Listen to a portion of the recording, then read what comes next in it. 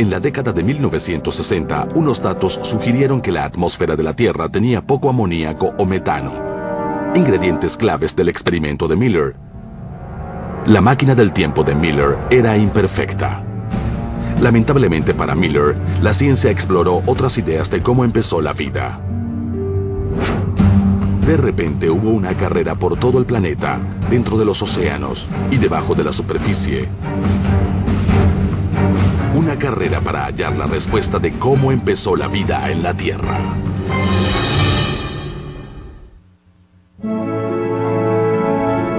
La labor del estudiante de la Universidad de Chicago, Stanley Miller, probó que los bloques de construcción de la vida podían formarse con facilidad en la Tierra. Pero los científicos se preguntaron si esa era la única manera en que se formaba la vida. Se preguntaron si los bloques de construcción de la vida podían surgir en circunstancias distintas o por fuentes distintas a la sopa primordial. Una respuesta cayó literalmente del cielo. En 1969, en la ciudad de Murchison, en Victoria, Australia, cayó un meteorito. Y resultó que era del tipo de meteorito que contiene mucha materia orgánica. Así que la gente fue a mirarlo y vieron que en verdad no solo tenía carbono y demás, sino también cosas más complejas. Tenía aminoácidos. Y eso indicaba muchas cosas. Pero lo más emocionante que nos decía es que también era posible sintetizar moléculas complejas. En la década de 1970, los astrónomos con telescopios especiales hallaron más compuestos orgánicos en nubes de polvo distantes, flotando por el espacio. Así que no se necesitaba ese enfoque tipo Stanley Miller, en el que uno está en la Tierra y debes aplicarle electricidad a las cosas. La radiación ultravioleta hizo el trabajo. Fue el proveedor de energía que generó las reacciones que convertían cosas simples en complejas, como los aminoácidos. ¿Por qué eso es importante? Porque nos dice que los aminoácidos que empezaron la vida aquí, quizá no fueron hechos aquí, sino allá afuera, en el espacio. Hallarlos allá afuera significó que la vida quizá no fuera una propiedad de la propia Tierra. Este hallazgo ayudó a reforzar una hipótesis de vida llamada panspermia. Esta idea sugiere que la vida, o al menos los ingredientes claves de la vida, se originaron en algún sitio del espacio en otro planeta. Ellos podían ser enviados a la Tierra, quizá en un cometa o un meteoro, o en el concepto más radical de la idea, por un extraterrestre inteligente. La panspermia es solo una rendición. La panspermia dice, oh, es difícil descifrar cómo pasó esto, es difícil pensar en los procesos químicos. Diremos que lo hicieron los extraterrestres.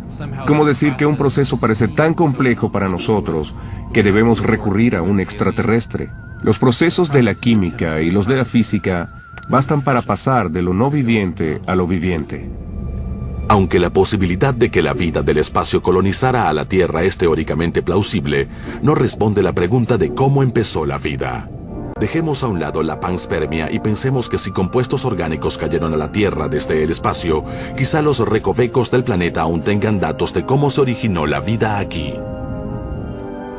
Hay dos formas de estudiar el origen de la vida, de lidiar con esta brecha de nuestros conocimientos.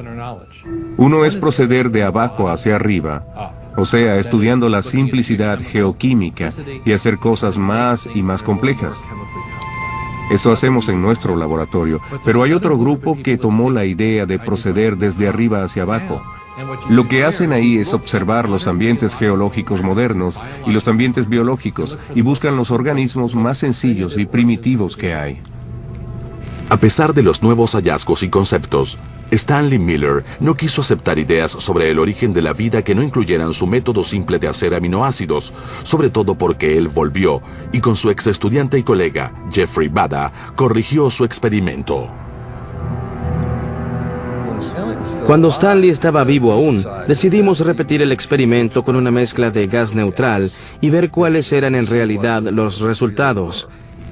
Y cuando hicimos eso encontramos que sí había niveles detectables de presencia de aminoácidos. Hasta con una atmósfera neutral, este experimento produjo niveles significativos de aminoácidos. Miller y un grupo de sus seguidores creían que eso probaba que el modelo de la sopa primordial era la vía más sencilla y lógica hacia la vida en la Tierra. Uno de sus colegas comentó que si Dios no lo hizo de esa forma, seguramente dejó pasar algo. Así y todo, otros científicos siguieron por otros caminos. El campo del origen de la vida ha tenido muchas facciones, muchas ideas distintas compitiendo por un espacio, y es posible que la verdad tenga muchas partes distintas. Quizás se necesitaron aminoácidos de un sitio y azúcares de otro y lípidos de otro, pero Stanley Miller, en lugar de decir, eso es interesante, veámoslo, dijo, no puede ser cierto, yo tengo la razón, así que los otros se equivocan. Stanley podía ser un poco insensato en algunas de estas cosas, pero siempre percibía aspectos importantes. Él acuñó la frase de que eso era solo química en el papel. Podías escribir esas reacciones y hacerlas en el papel, pero no tenía ninguna relevancia en lo que pasaba en los sistemas naturales. Esa era la forma en que percibía las cosas. Stanley Miller murió en el 2007 y hasta el final siguió creyendo con firmeza en la sopa primordial.